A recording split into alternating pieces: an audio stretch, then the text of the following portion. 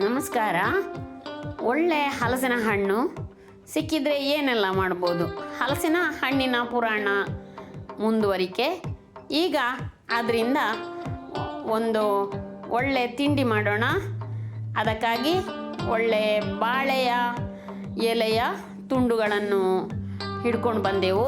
ನಮ್ಮ ತೋಟದಲ್ಲೇ ಇತ್ತು, ಹಾಗೆ ಹೋಗಿ ಕೊಯ್ದುಕೊಂಡು ಬಂದು ಅದನ್ನು ಸ್ವಲ್ಪ ಬಾಡಿಸಿ ಅದನ್ನು ಚೆನ್ನಾಗಿ ಒರೆಸಿ ಅದನ್ನು ಕ್ಲೀನ್ ಮಾಡಿ ಇಟ್ಕೊಂಡೆವು.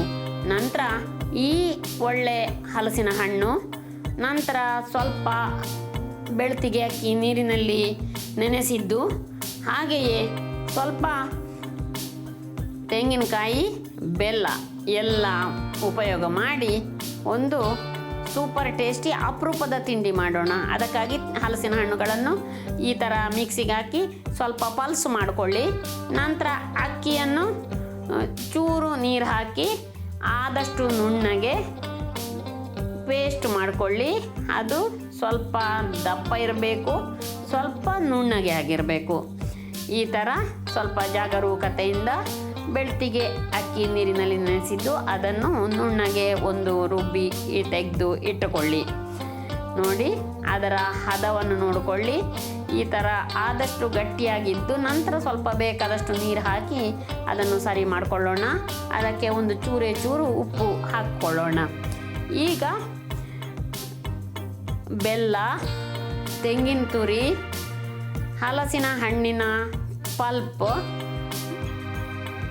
ಬೆಳ್ತಿಗೆ ಅಕ್ಕಿ ರುಬ್ಬಿದ್ದು, ಅದಕ್ಕೆ 3 ಚಮಚ ತೆಂಗಿನೆಣ್ಣೆ ಹಾಕ್ಕೊಂಡು ಅದರ ಹದವನ್ನು ಸರಿ ಮಾಡಿ ಇಟ್ಕೊಳ್ಳೋಣ.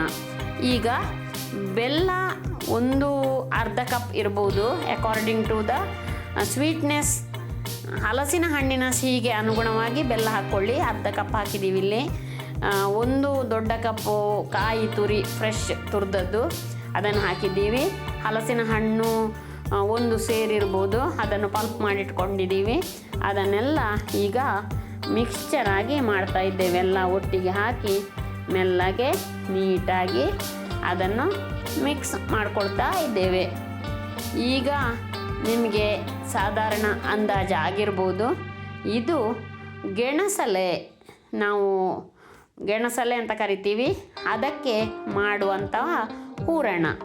ಈಗ ಈ ಅಕ್ಕಿ ಹಿಟ್ಟಿನ ಹದವನ್ನು ನೋಡಿಕೊಂಡು ಎಷ್ಟು ಬೇಕೋ ಅಷ್ಟು ಚೂರು ನೀರು ಹಾಕಿ ಅಡ್ಜಸ್ಟ್ ಮಾಡಿಕೊಂಡು ನಮಗೆ ಎಷ್ಟು ಬೇಕೋ ಅಂದಾಜಲ್ಲಿ ಮಾಡಿಕೊಳ್ತಾ ಇದ್ದೇವೆ. ನೋಡಿ, ಸರಿಯಾಗಿ ನೋಡಿಕೊಳ್ಳಿ. ನೀವು ಕೂಡ ಈ ತಿಂಡಿ ಮಾಡೋದಾದರೆ ಇದರಲ್ಲಿ ತುಂಬ ವಿಷಯಗಳಿದೆ.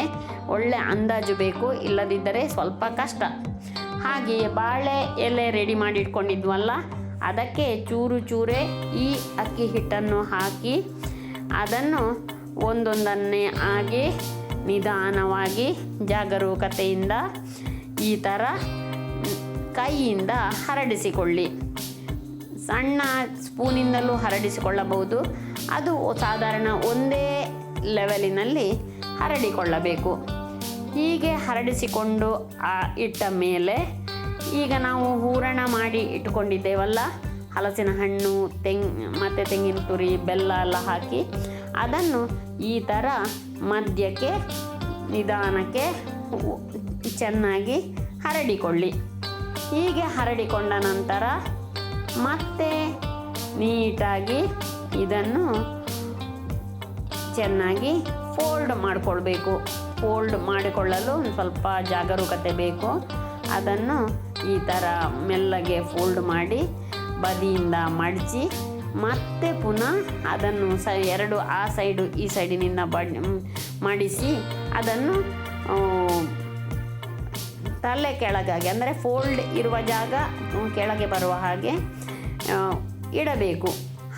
ಹೀಗೆ ಎಲ್ಲವನ್ನು ತಯಾರಿಸಿಕೊಂಡ ನಂತರ ಈಗ ಇದನ್ನೆಲ್ಲ ಹಬೆಯಾಡಲು ಇಟ್ಟ ಉಗಿ ಪಾತ್ರೆಯಲ್ಲಿ ಒಂದೊಂದೇ ಆಗಿ ಜಾಗರೂಕತೆಯಿಂದ ಇಡಬೇಕು. ಇಡುವ ಕ್ರಮವನ್ನು ಸಹ ನೋಡಿಕೊಳ್ಳಿ ಸರಿಯಾಗಿ.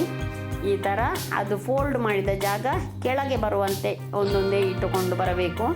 ಇಡುವಾಗ ಕೆಳಗಿನಿಂದ ಉಗಿ ಪಾಸ್ ಆಗುವಂತೆ ಸ್ವಲ್ಪ ಗ್ಯಾಪ್ ಬಿಟ್ಟು ಮೇಲೆ ಇಡ್ತಾ ಬನ್ನಿ. ಈ ಥರ ಎಲ್ಲವನ್ನು ಇಟ್ಟ ಮೇಲೆ ಈ ಉಗಿ ಪಾತ್ರೆಯನ್ನು ಸಾಧಾರಣ 3/4 ಗಂಟೆ ಚೆನ್ನಾಗಿ ಬೇಯಬೇಕದು. ಆ ಥರ ಬೇಯಿಸ್ಕೊಳ್ಳಬೇಕು. ಈ ಥರ ಒಳ್ಳೆ ಬೇಯಿಸಿ ಆದ ನಂತರ ಈಗ ನೋಡಿ, ಚೆನ್ನಾಗಿ ಬೆಂದ ಗೆಣಸಲೆ ತಯಾರಾಗಿದೆ. ಇದು ಬಿಸಿ ಬಿಸಿಯಾಗಿ ತೆಗೆದು ತುಪ್ಪ ಹಾಕಿ ತಿನ್ನಬಹುದು, ಇಲ್ಲದಿದ್ದರೆ ಮರುದಿನ ತಣಿದ ನಂತರವೂ ತಿನ್ನಬಹುದು. ಸಿಹಿಯಾದ, ರುಚಿಯಾದ, ಅಪರೂಪದ ಹಲಸಿನ ಹಣ್ಣಿನ ಗೆಣಸಲೆ ನಾವು ಹೀಗೆ ಮಾಡುವುದು. ನೀವು ಹೇಗೆ ಮಾಡ್ತೀರಾ? ಈ ಥರ ಮಾಡ್ತೀರಾ ನೀವು? ತಿಳಿಸಿ, ಕಾಮೆಂಟ್ ಮಾಡಿ. ನೋಡಿದ್ದಕ್ಕಾಗಿ ಧನ್ಯವಾದಗಳು.